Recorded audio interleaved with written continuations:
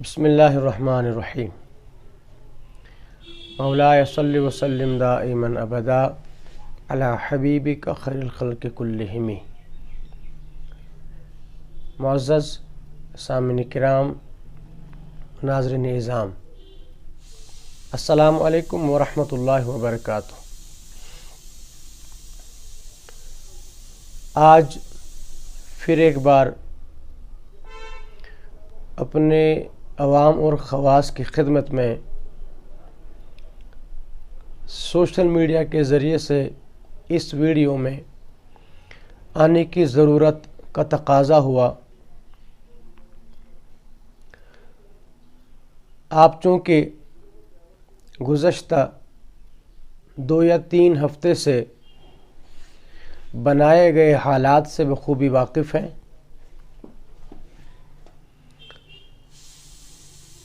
اس سلسلے میں منہاج القرآن انٹرنیشنل جموں کشمیر کی سالانہ منہاج القرآن کانفرنس مؤرخہ 12 ستمبر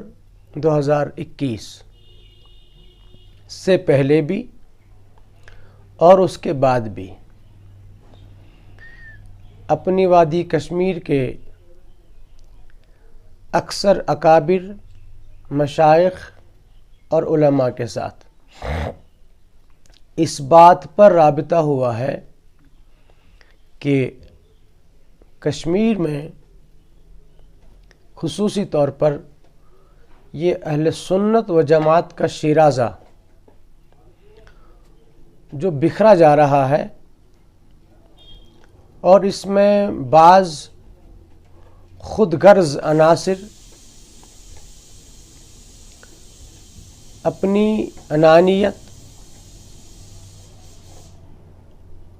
کو لے کے اکثر مواقع پر اور اکثر اوقات میں سرفرے ہو رہے ہیں، اور اجتماعی طور پر باقی اکثریت کی بات نہیں مانتے ہیں۔ لہذا اکثر علماء اور مشائخ نے اس بات کا عندیہ ہماری کانفرنس سے پہلے بھی دیا ہے اور اس کے بعد بھی دیا ہے، بلکہ مجھ سے رابطہ بھی کیا ہے کہ کسی بھی طرح سے اہل سنت و جماعت میں مزید کوئی نئی تفریق یا نئی تقسیم آنے کی نوبت نہ آ پائے، اور جتنا ممکن ہو سکے اس شیرازے کو متحد ہی رکھا جائے اور اس پر کوئی آنچ نہ آنے دی جائے۔ میں نے کانفرنس سے پہلے بھی اور اس کے بعد بھی ان اپنے جملہ اکابر، مشائخ اور علماء کی خدمت میں یہ گزارش کی ہے کہ اہل سنت والجماع کے اس بکھرے شیرازے کو متحد کرنے کے لیے منہاج القرآن انٹرنیشنل جموں کشمیر، اس کی ساری قیادت، اس کے سارے رفقا اس معاملے میں اپنے اکابر، مشائخ، علماء کے تابع ہے، ماتحت ہے۔ کہیں پر ہم اس سے اعتراض نہیں کریں گے، اعراض نہیں کریں گے۔ تو اولاً میں ان اکابر، مشائخ اور علماء سے گزارش کرتا ہوں کہ جب وہ دیکھ رہے ہیں کہ ایک سرفرے آدمی نے، انانیت کے شکار آدمی نے اپنے ہم پیالہ ہمنے والا چند کم ظرف اور کم سوچ، حکمت سے خالی، دیانت سے عاری ایک ٹولے کو اپنے ساتھ رکھ کر اہل سنت والجماع ریاست جموں کشمیر، خصوصاً صوبہ کشمیر کو ہائی جیک کر کے اپنی جاگیر بنانا چاہا ہے، یہ دیکھتے ہیں ہمارے اکابر علماء مشائخ، اور دیکھ رہے ہیں کس طرح اہل سنت والجماع کی چھل کپٹ کی جا رہی ہے، کس طرح اس کو ٹکڑے کیے جا رہے ہیں، اور پھر بھی وہ خاموش ہیں، اپنے کام سے کام رکھے ہوئے ہیں، اس ملی مسئلے پر کوئی توجہ ان کی نہیں ہے، چونکہ ابھی تک دیکھنے میں نہیں آیا، اس لیے میں عرض کر رہا ہوں۔ مجھے معلوم بھی نہیں ہے کہ اقدامات انہوں نے اس پر اٹھائے ہیں کہ نہیں اٹھائے ہیں، لیکن میں ادب سے عرض کرتا ہوں کہ اس پر اقدامات اٹھانے میں سرعت لانے کی ضرورت ہے، جلدی کرنے کی ضرورت ہے، اور اس حوالے سے کوئی ٹھوس اجتماعی اور اجماعی موقف، بلکہ سخت موقف اختیار کرنے کی ضرورت ہے، تاکہ کوئی اہل سنت والجماع کو اپنی جاگیر سمجھ کر یا اپنی میراث سمجھ کر غلط دشا میں نہ لے جائے، اور عوام تو عوام ہوتی ہے، اور حقائق عوام کے سامنے غلط طور پر پیش کیے جاتے ہیں، عوام کو دھوکے میں رکھا جاتا ہے، مسئلے کی حقیقی نوعیت کچھ اور ہوتی ہے، عوام کو کچھ اور بتایا جا رہا ہے، اور اصلاً مسئلے پر دیکھنے، غور کرنے، تحقیق کرنے کی توفیق بھی نہیں ہوتی ہے،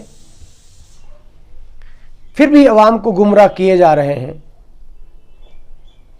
میں پھر ایک بار اولاً اپنے اکابر مشائخ علماء سے گزارش کرتا ہوں، جن میں بعض وسیع ظرف مفتیان کرام بھی شامل ہیں،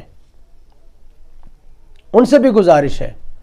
کہ اس مسئلے پر سخت نوٹس لیں، اور یاد رکھیں، میں اپنی پوری عوام سے گزارش کرتا ہوں کہ اہل سنت والجماع، جس کو سواد اعظم بھی کہا جاتا ہے، جو ہمیں اپنے اسلاف سے، اپنے اولیاء سے، اپنے محدثین سے، مفسرین سے، مفکرین سے، اور اپنے شیوخ سے، صوفیاء سے ورثہ میں ملا ہے، اہل سنت والجماع سواد اعظم، جس کی ترجمانی کما حق ہو گزشتہ 13ویں صدی میں امام اہل سنت، امام عشق محمد الشاہ امام احمد رضا خان فضل بریلوی رحمۃ اللہ علیہ نے فرمائی، اور اس دور کے تقاضوں کے مطابق ہر محاذ پر آپ نے اہل سنت والجماع کا دفاع بھی فرمایا اور تحفظ بھی فرمایا بفضل اللہ تعالی، اور روشن خطوط بھی قائم فرمائے۔ اہل سنت والجماع اس کو کبھی فراموش نہیں کر سکتی ہے۔ اگر اعلیٰ حضرت کو بیچ سے نکال دیا جائے تو ماں بعد اہل سنت کے ساتھ جڑنے میں ناکام ہو جائے گی۔ لیکن یہ بات بھی حق ہے، عیاں ہے، اور اس کا میں نہ صرف اعتراف بلکہ اعلان کرتا ہوں کہ جس طرح اعلیٰ حضرت کے منکرین یا ان سے خوامخواہ ذاتی اور غفلت پر مبنی اختلافات کرنے والے مجرم قرار پاتے ہیں، من اسی طرح مجدد دوران حضور شیخ الاسلام ڈاکٹر محمد طاہر القادری صاحب کے ساتھ خوامخواہ کے ذاتی مفادات پر اور غفلت پر مبنی اختلافات کرنے والے اسی طرح کے مجرم قرار پائیں گے۔ یاد رکھیں، ہم یہاں ڈاکٹر طاہر القادری صاحب کا کوئی دفاع کرنے نہیں بیٹھے ہیں، اور نہ ہمیں ان کی دفاع کرنے کی ضرورت ہے، نہ ہم ان کے وکیل ہیں، لیکن اس وقت عالم اسلام میں اولاً اسلام کی طرف سے اور ثانیاً اہل سنت والجماع کی طرف سے جو بین الاقوامی سطح پر عظیم رہنما اور عظیم ترجمان ہے، وہ فقط ایک ذات ہے، ڈاکٹر طاہر القادری صاحب کی ذات۔ تو یہ تعصب کے اینک اتار دینی چاہیے، یہ تعصب کا زاویہ بدلنا چاہیے، اور یہ تعصب پر مبنی اپنے بنائے گئے گھڑے گئے افکار و نظریات ان کو چھوڑ دینا چاہیے۔ اس لیے مذہبی اور غیر مذہبی جملہ دانشوران قوم کو، اور میری مراد ہے سیاسی اور غیر سیاسی جتنے بھی اکابر ہیں اور علماء ہیں، مشائخ ہیں، دانشوران قوم ہیں، انہیں بھی اس طرف دھیان دینا چاہیے کہ کہیں دین کے نام پر، سنیت کے نام پر اور اپنے ایک محدود فتنوں پر مبنی ایک محدود نظریہ کے طور پر عوام کو بانٹا جا رہا ہے اور عوام کو گمراہ کیا جا رہا ہے، اس کا نوٹس لیا جانا چاہیے۔ اور رہی بات منہاج القرآن کے کارکنان، رفقاء و محبین کی، چونکہ دیانت یہ ہے، اخلاق یہ ہے، ہم نے انہیں منع کیا ہے کوئی رد عمل کرنے سے۔ اس کا ہرگز یہ مطلب نہیں ہے کہ انہیں آتا نہیں ہے، ہمیں آتا نہیں ہے، ایسی بات نہیں ہے۔ ہاں، لیکن میں اپنے تمام منہاج القرآن کے ورکرز اور رفقا ممبران سے یہ گزارش کرتا ہوں، آپ کو جو منع کیا گیا ہے وہ بد اخلاقی، بد زبانی اور بد دیانتی، اس سے منع کیا گیا ہے، اور اس سے اب بھی منع برقرار ہے، اس پر اب بھی پابندی برقرار ہے، اور ان چیز سے دور رہنا آپ سب پر واجب ہے۔ کسی بھی لحاظ سے آپ سوشل میڈیا پر آ کر، چاہے ویڈیو ہو، چاہے آڈیو ہو، یا کہ کسی کتاب کو اپلوڈ کرنا ہو، کسی تحریر کو اپلوڈ کرنا ہو، ہر لحاظ سے، ہر محاذ پر آپ کو ادب کا دامن، اخلاق کا دامن، ٹالرنس کا دامن، صبر و تحمل کا دامن اپنے ہاتھ سے چھوڑنے نہیں دینا ہے۔ یہ سارے احتیاط آپ پر واجب ہے۔ اب رہی بات لاجیکلی، آپ کسی بات کو علمی طور پر جواب دینا چاہیں گے، دلائل سے ادب کے دائرے میں تحقیق پر مبنی جواب دینا چاہیں گے، اس پر آپ پر کوئی پابندی نہیں ہے، اس تعلق سے آپ پر پابندی نہیں ہے۔ اگر آپ کسی ایشو کو دلائل کے ساتھ، تحقیق پر مبنی، حقیقت اور دیانت کے ساتھ، ادب و اخلاق کے ساتھ آپ پیش کرنا چاہیں گے، اپلوڈ کرنا چاہیں گے، اس پر منع نہیں ہے، اس کی آپ کو آزادی ہے، لیکن اس میں کبھی بھی امن عامہ پر رکھنا نہیں پڑنا چاہیے، پبلک پیس کا کوئی ڈسٹرب نہیں ہونا چاہیے، کیونکہ یہ تحریک امن عالم کی ترجمان ہے۔ اسلام چونکہ امن عالم کا دین ہے، سو یہ تحریک امن عالم کی ترجمان ہے، ریپرزنٹیٹو ہے، تو کسی بھی سطح پر اس پرامن سفر پر کوئی آنچ یا کوئی زد نہیں آنی چاہیے۔ تو میں انہی الفاظ کے ساتھ اس وقت آپ سے رخصت ہو رہا ہوں۔ انشاءاللہ اپنے اپنے صحیح موقع پر اور صحیح اور مناسب وقت پر صحیح موضوع کو لے کر ہمارے علماء کونسل کے جو ممبران ہیں اور ذمہ داران ہیں، وہ مختلف موضوعات پر تحقیقی مواد لے کر ضرور آپ کے سامنے، عوام کے سامنے حاضر ہو جائیں گے انشاءاللہ۔ ضرورت پڑنے پر دیجیے اجازت۔ والسلام علیکم ورحمۃ اللہ وبرکاتہ۔